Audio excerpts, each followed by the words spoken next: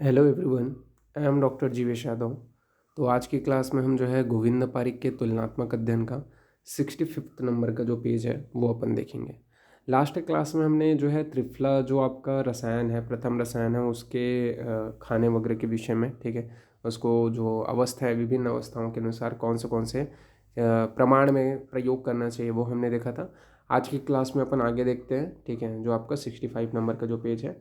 तो यहाँ पे आपका जो है सर्वप्रथम विपाक का सर्वप्रथम लक्षण परिभाषा अष्टांग हृदय में दिया गया है, ठीक है। तो जो विपाक है, ठीक है, जो विपाक है उसका सर्वप्रथम जो लक्षण तथा परिभाषा का जो वर्णन है वो अष्टांग हृदय में आपको देखने को मिलता है, ठीक है। ये आपको जो है कोटेशन भी यहाँ पे प्लॉट कर दिया है मैंने। क्या बोला गया है, तो जठर अग्नि योगात मुद्यति रसनांतम रसानाम परिमंते सविपाका इति स्मृता, ठीक है। तो ये आपका सर्वप्रथम जो वर्णन है वो क्या है, आपका अष्टांग हृदय में देखने को मिलता है। इसके अलावा वायवीय द्रव्य में केवल भूताग्नि पाक होता है। तो जो वायवीय जो द्रव्य होते हैं उसमें क्या है, आपका केवल भूताग्नि का पाक होता है।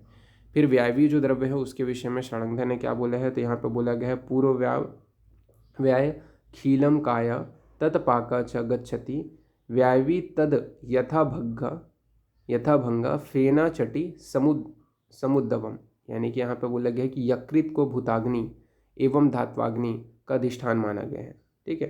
तथा आहार द्रव्यों में विशेष रूप से धात्वाग्नि व्यापार एवं औषध द्रव्य में भूताग्नि व्यापार द्रव्य का कार्य होता है, ठीक है। तो आहार द्रव्यों में विशेष रूप से धात्वाग्नि व्यापार और औषध द्रव्य में भूताग्नि व्यापार द्रव्य का कार्य होता है।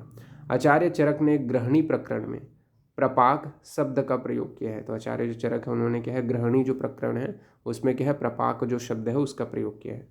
चक्रपाणी ने, आचार्य जो चक्रपाणी जी हैं, उन्होंने रात में गर्म दही का सेवन निषेध बताया। तो ये चीज़ याद रखना, रात में गर्म दही का निषेध जो सेवन है वो निषेध किसने बताया है, तो आचार्य चक्रपाणी ने बोला है। तो चक्रपाणी ने मेनली जो रात में गर्म दही का सेवन निषेध बताया गया है। इसके अलावा अष्टांग हृदय में अंग भंग के विषय में मेनली बोला गया कि मूत्र शुक्र तथा क्षुधा वेग अवधारण का लक्षण है, ठीक है। तो अंग भंग किसका लक्षण है अष्टांग हृदय के अनुसार, तो मूत्र शुक्र तथा क्षुधा का वेग धारण करने का जो है लक्षण है। इसी प्रकार अष्टांग हृदय ने मेनली जो है गुल्म को अश्रु व श्वास के वेग को धारण करने के कारण उत्पन्न होता है, ये बताया है, ठीक है। तो अश्रु जो और श्वास है इसका वेग धारण करने की वजह से गुल्म की उत्पत्ति होती है, यह अष्टांग हृदय ने बताया। इसके अलावा साधारण काल में प्रायः मिथ्या होती है और अतियोग व अयोग नहीं होती है, ठीक है। तो साधारण काल में केवल मिथ्या योग होता है, ठीक है, केवल मिथ्या योग होता है, अतियोग व अयोग नहीं होता है, किसमें, साधारण काल में। इसके अलावा कुष्ठ को पाप कर्मज रोग भी कहा गया है, ठीक है। तो कुष्ठ के विषय में क्या है, कुष्ठ को क्या है, पाप कर्मज रोग भी कहा गया है। तो ये भी आपको याद रखना है। फिर आगे बढ़ते हैं।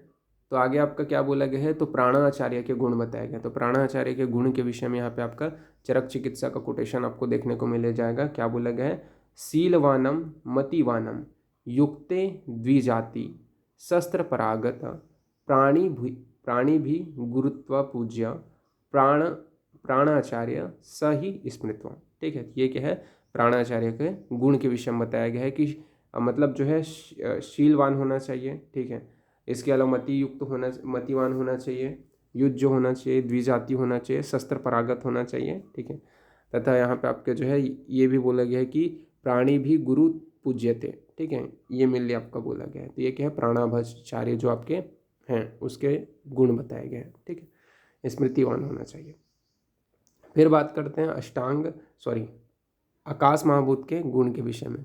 तो आकाश महा जो भूत है उसके 6 गुण बताए गए हैं। कौन से, तो शब्द संख्या परिणाम पृथकत्व संयोग विभाग परत्व अपरत्व आकाश में नहीं रहते हैं, ठीक है। तो यहाँ पे ये बोला गया है आकाश में आपके 6 गुण कौन से, ये ऊपर के 6 हैं। परत्व और अपरत्व जो गुण है वो आकाश में नहीं रहते हैं, ठीक है। शब्द संख्या परिणाम पृथकत्व संयोग विभाग, ठीक है, ये मिले आपका प्रशस्त पाद के अनुसार बताया गया है कि आकाश महाभूत के 6 गुण हैं। प्रशस्त जो आपके पाद है उसके अनुसार कि शब्द संख्या परिणाम पृथकत्व संयोग और विभाग, ठीक है। तो ये आपको याद रखना है। देन आगे बढ़ते हैं। तो आगे आपका जो है अष्टांग हृदय अनुसार नस्य का परिमाण बताया गया है, ठीक है। तो अष्टांग हृदय के अनुसार जो है नस्य का परिणाम बताया गया है। तो औपीड़क जो नस्य है उसकी जो मात्रा होती है, उत्तम जो मात्रा है वो 8 बिंदु है, मध्यम जो मात्रा होती है वो 6 बिंदु होती है और हास्व जो मात्रा होती है वो 4 बिंदु होती है। ये आपका बताया गया किसका, अवपीड़क नस्य का मात्रा। क्या, उत्तम के लिए 8 बूंद, मध्यम के लिए 6 बूंद, हास्व के लिए 4 बूंद। ठीक है। जबकि आपका बात करें मर्स जो नस्य है उसकी जो मात्रा है उत्तम के लिए 10 बूंद, ठीक है, सॉरी 10 बिंदु, थोड़ा सुधार लेना, मैं गलती से बूंद बोल दिया था, बिंदु। ठीक है। इसके अलावा आपका क्या बोला गया है, जो मध्यम है उसके लिए 8 बिंदु और हास्व के लिए 6 बिंदु। ठीक है। तो ये मेनली आपको बताया गया है, तो ये आपको याद रखना है। ठीक है।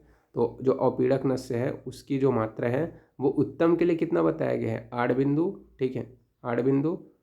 मध्यम के लिए कितना बताया गया है, तो आपका 6 बिंदु। ठीक है। और हास्व के लिए कितना बताया गया है, तो आपका 4 बिंदु। ठीक है। तो ये मेनली इस नोट्स का पासवर्ड रहेगा AU8M6H4। ठीक है। देन आगे बढ़ते हैं। तो सुश्रुत के अनुसार कुछ प्रमुख व्याधियों में वर्जनीय कर्म बताए गए हैं। तो सुश्रुत के अनुसार कुछ प्रमुख व्याधियों में वर्जनीय कर्म में जैसे कि आपका अपतंत्रक में क्या निषेध है, तो अब जो आपका अपतंत्रक व्याधि है उसमें क्या है, आप तर्पण नहीं करा सकते, वमन नहीं करा सकते हैं। इसके अलावा अस्थापन तथा अनुवासन कर्म नहीं करा सकते। तो अपतंत्रक में क्या क्या निषेध है, अपतर्पण, वमन, अस्थापन तथा अनुवासन। इसके अलावा अब बाहु में क्या निषेध है, तो अब बाहु में रक्तमोक्षण जो है नहीं करा सकते। प्रमेह तथा प्रमेह पीड़िका में क्या निषेध है, तो स्वेदन नहीं कराना है। छिद्रोदर में क्या निषेध है, तो स्वेदन नहीं कराना है। उदर रोग में क्या निषेध है, तो वमन और अनुवासन नहीं कराना है। ठीक है। तो ये आपको याद रखना है कि उदर रोग में क्या निषेध है, तो वमन अनुवासन नहीं कराना है। क्षयद शिरो रोग में क्या निषेध है, तो स्वेदन, वमन, धूमपान, नस्य तथा रक्तमोक्षण नहीं कराना है। तो स्वेदन, वमन, धूमपान, नस्य व रक्तमोक्षण क्या है, क्षय शिरो रोग में नहीं कराना है। ये मेनली बताया गया। इसके बाद में आगे बढ़ें तो सुश्रुत ने अस्मरी व भगंदर, आचार्य जो सुश्रुत है उन्होंने क्या है, अस्मरी एवं भगंदर में शस्त्र कर्म के पश्चात 1 वर्ष तक स्त्री सेवन निषेध बताया है। तो आचार्य सुश्रुत ने अस्मरी व भगंदर में शस्त्र कर्म के पश्चात 1 वर्ष तक स्त्री सेवन निषेध बताया है।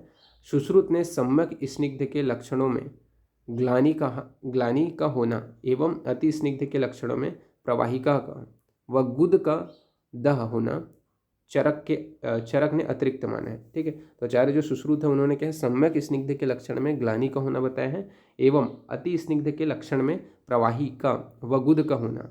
ठीक है। ये क्या है, चरक ने मेनली जो है अतिरिक्त बताया है। ठीक है। तो ये आपको याद रखना है, सॉरी चरक से अतिरिक्त बताया है। ठीक है। तो चरक से अतिरिक्त ये जो है 2 चीज़ें और बताई हैं, अति स्निग्ध और अति स्निग्ध में क्या है आपका प्रवाहिका व गुद दाह का होना, ये चरक से अतिरिक्त क्या है आचार्य जो सुश्रुत हैं उन्होंने माना है। ठीक है। तो ये आपको याद रखना है। फिर आगे बढ़ते हैं तो नवायस जो चूर्ण है, ठीक है, तो नवायस जो चूर्ण है, नवायस लौ है, ये भी इंपॉर्टेंट। नवायस जो चूर्ण है तो नवायस चूर्ण के टोटल घटक कितने हैं, 10 हैं। कौन से, तो त्रिफला, त्रिकटु, त्रिमद और 9 भाग अपने को क्या लेना है, तो 9 भाग की मात्रा में अपन लोगों को जो अयोराज है वो मिल लेना है। ठीक है। इसमें आपका बोला गया है जो नवायस मिदम चूर्णम कृष्णत्रय भाषितम। ठीक है। ये इसके अलावा रोग अधिकार क्या बताया गया है, तो पांडु रोग में मिलने नवायस चूर्ण का प्रयोग किया जाता है, ये चरक ने मिलनी बताया है। ठीक है। नवायस चूर्ण का रोग अधिकार क्या है, पांडु रोग में बताया गया है। अनुपान क्या है, मधु व सर्पी बताया गया है। तो रोग अधिकार क्या है आपका नवायस चूर्ण का मेनली जो पांडु रोग है उसमें, और अनुपान क्या बोला गया, मधु व सर्पी। तो ये आपको याद रखना है। फिर नवायस जो लौह होता है, ठीक है, उसका मेनली प्रयोग प्रमेह पीड़िका में करते हैं, तो नवायस लौह का मेनली प्रयोग न प्रमेह पीड़िका में करते हैं। सुश्रुत ने चिकित्सा स्थान में मेनली जो है बोला है। ठीक है। क्या बोला है, तो इसमें आपका त्रिफला, चित्रक, त्रिकटु, विडंग, मुस्ताना, नव भागस्तन एवं कृष्णाय चूर्णस्य। ठीक है। ये क्या है, नवायस जो लौह है उसके विषय में मेनली आचार्य जो सुश्रुत है उन्होंने बोला है। ठीक है। प्रमेय पीड़िका में इसके प्रयोग के विषय में। फिर नवायस जो रसायन है उसका मेनली कुष्ठ में इंडिकेशन बताया गया है। इसमें क्या होता है, नवायस जो रसायन होता है उसमें आम्लकी होता है, ठीक है, विभितिकी होता है, हरितिकी होता है, विडंग होता है, चित्रक होता है, भल्लातक होता है, बाकुची होता है, 8 भाग लौ होता है और 9 भाग क्या है आपका भृंगराज होता है। तो ये मेनली आपका बताया गया है। तो आम्लकी, विभितिकी, हरितिकी, विडंग, चित्रक, भल्लातक, बाकुची, 8 भाग लौ और 9 भाग भृंगराज, ये मेनली क्या है नवायस जो रसायन है उसके विषय में बताया गया है। फिर बात करते हैं आगे, तो दोष अनुसार स्वेदन बताया गया है। तो सुश्रुत ने मेनली क्या है, दोष अनुसार स्वेदन बताया है कि जो वातग्न है उसमें उपना स्वेदन करेंगे। श्लेष्मग्न के लिए, श्लेष्म को कम करने के लिए ताप व उष्ण स्वेद का प्रयोग करेंगे। कफ तथा वात के साथ पित्त जब संश्लिष्ट है तो उसके लिए द्रव्य श्वेत का प्रयोग करेंगे। तो ये चीज़ याद रखना कि वातग्न के लिए उपना का प्रयोग करेंगे, श्लेष्मग्न के लिए अपन लोग क्या है ताप उष्ण स्वेद का प्रयोग करेंगे, वह आपका बोला गया है कि कफ और वात के साथ में जब पित्त जो है आपका मिला हुआ है तो उसके लिए द्रव स्वेद का प्रयोग करेंगे, ये आपको याद रखना है। फिर बात करते हैं आगे, तो आगे आपका क्या बोला गया है, स्वेदन योग्य स्थिति के विषय में बताया गया है। ठीक है, तो स्वेदन योग्य जो स्थिति है उसके विषय में अपन यहाँ पे बात कर लेते हैं। तो स्वेदन योग्य जो स्थिति है उसमें आपका क्या क्या चीज़ें बोली गई हैं। तो स्वेदन योग्य स्थिति में सबसे पहले पूर्व स्वेदन। ठीक है, तो पूर्व स्वेदन के अंतर्गत आपका नस्य, वस्ति तथा जो संशोधन से पूर्व। ठीक है, तो मतलब पूर्व स्वेदन के पूर्व क्या करना है, तो स्वेदन के पूर्व जो है मेनली नस्य देना है, वस्ति तथा संशोधन के जो पूर्व कर्म जो अपन करते हैं वो सारे करना है। ठीक है, पश्चात स्वेदन के पश्चात क्या है, तो शैल्य का निर्हरण करना है। ठीक है, उपद्रव रहित जो मूढ़ गर्भ है या सम्यक जो आपके प्रसव है।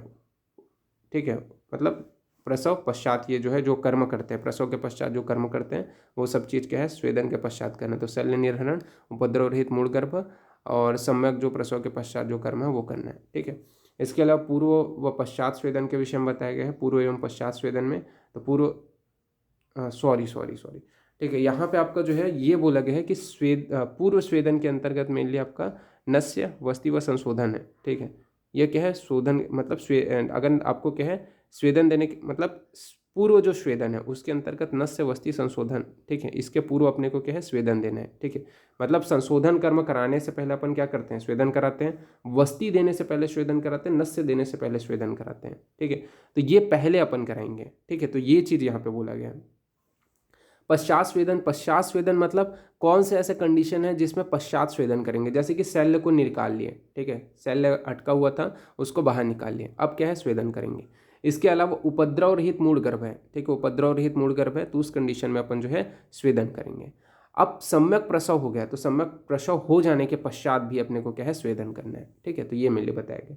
पूर्व और पश्चात दोनों टाइम, पहले भी अपन स्वेदन कर रहे हैं और बाद में भी स्वेदन कर रहे हैं। तो जैसे कि भगंदर हो गया, स्मरी हो गया तथा आपका अर्श हो गया। ठीक है, इनमें जब शस्त्र कर्म कराते हैं तो शस्त्र कर्म कराने से पहले भी अपन क्या है स्वेदन का प्रयोग करते हैं और शस्त्र कर्म कराने के पश्चात भी अपन स्वेदन का प्रयोग करते हैं। तो ये चीज़ आप याद रखना। ठीक है, कि भगंदर, अर्श व स्मरी में शस्त्र कर्म कराने से पहले भी स्वेदन करते हैं और शस्त्र कर्म कराने के पश्चात भी स्वेदन करते हैं। ठीक है, ये चीज़ आपको याद रखना है। इसी प्रकार जो है आपका क्या है पूर्व जो स्वेदन है तो पूर्व स्वेदन के अंतर्गत मेनली जब अपने को संशोधन कर्म कराने हैं, नस्य कराना है और वस्ति कर्म कराना है तो इसके पहले अपन क्या है स्वेदन कराएंगे।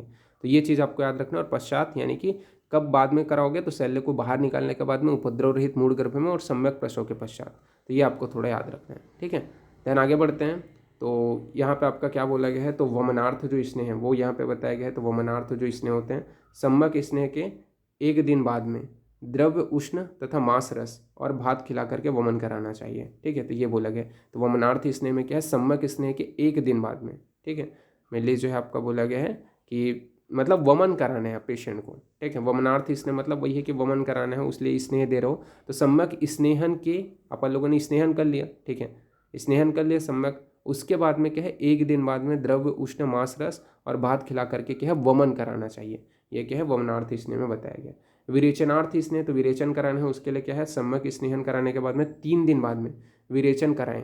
ठीक है, ये मेनली आपका बोला गया है। इसके अलावा प्रस्कंदन विरेचनम, ये क्या है विरेचन का ही पर्याय है। ठीक है, प्रस्कंदन विरेचनम ये किसका पर्याय है, तो विरेचन का ही पर्याय है। तो ये आपको याद रखना है। ठीक है, तो यहाँ पे ये वाला जो लेक्चर है वो फिनिश होता है। ठीक है, ओके, तो फिर थैंक यू क्लास।